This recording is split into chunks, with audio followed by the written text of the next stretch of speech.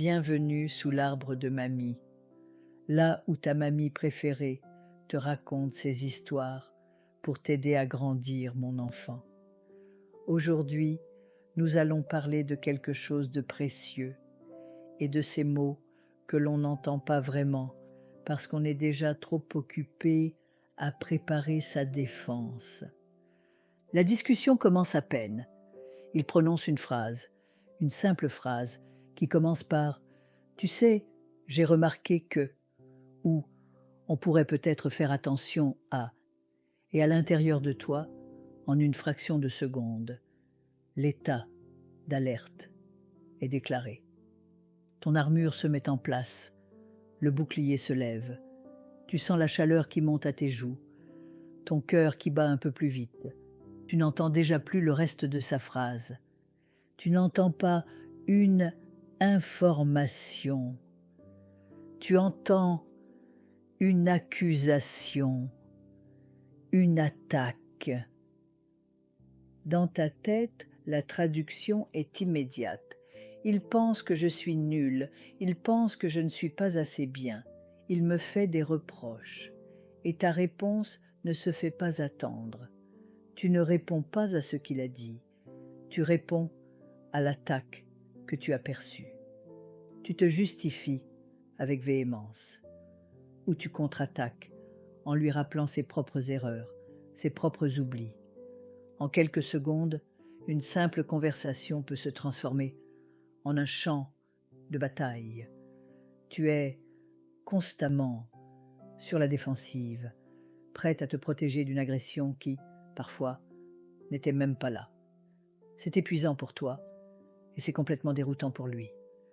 Ma chérie, écoute bien. Cette réaction à fleur de peau, cette armure qui se déploie plus vite que ton ombre, elle ne sort pas de nulle part. Elle n'est pas un signe de méchanceté ou de susceptibilité.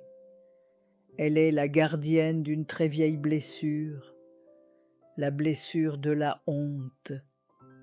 Essaie de te souvenir. Peut-être qu'enfant, chaque fois que tu faisais une erreur, on ne te disait pas « ce n'est pas grave, on va réparer ». On te disait « tu es maladroite, tu n'y arriveras jamais, regarde ce que tu as encore fait ». Tu n'as pas appris que la critique était une information pour t'aider à grandir. Tu as appris que la critique était une sentence qui confirmait ton indignité. Tu as appris qu'une erreur signifiait un retrait d'amour, un jugement sur ta valeur entière.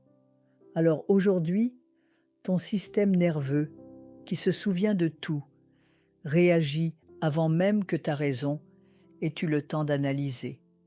Il tire la sonnette d'alarme et crie « Danger!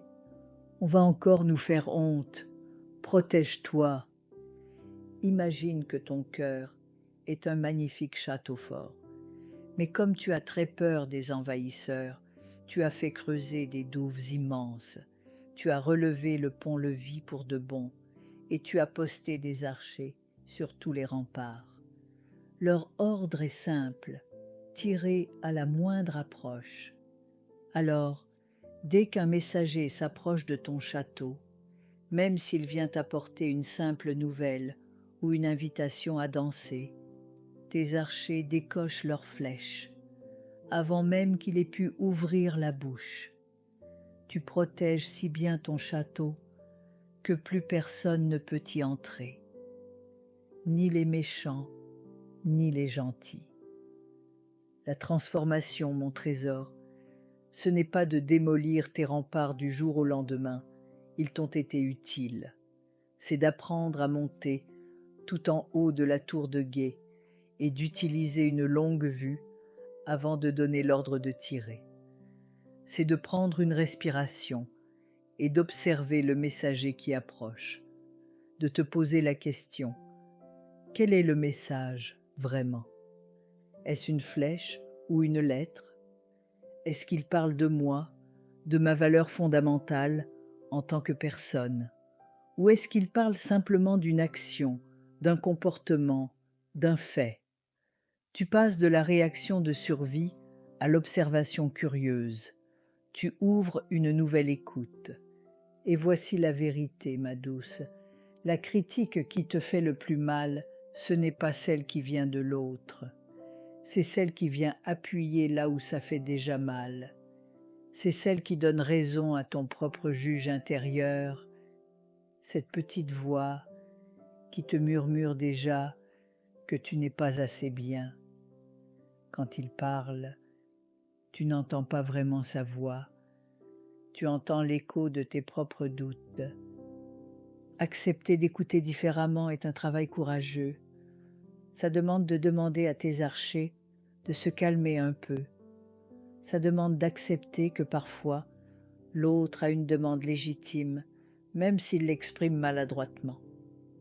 Mais rester enfermé dans la forteresse, c'est se condamner à une solitude glaciale. Ton désir d'être comprise sans être attaquée est juste. Mais pour être comprise, il faut d'abord accepter d'écouter. Et ton pouvoir, ce n'est pas de bâillonner les autres, c'est de choisir comment tu reçois leurs mots. Si tu te reconnais dans cette armure toujours prête au combat, si tu te sens souvent attaqué ou critiqué, viens partager en commentaire, si le cœur t'en dit, une petite phrase que tu entends souvent comme un reproche. Juste la déposer ici, comme un objet que l'on observe. C'est le premier pas pour la désamorcer. C'était la leçon du jour. Je te dis à très vite, mon petit trésor, sous l'arbre de mamie, là où les vérités prennent racine.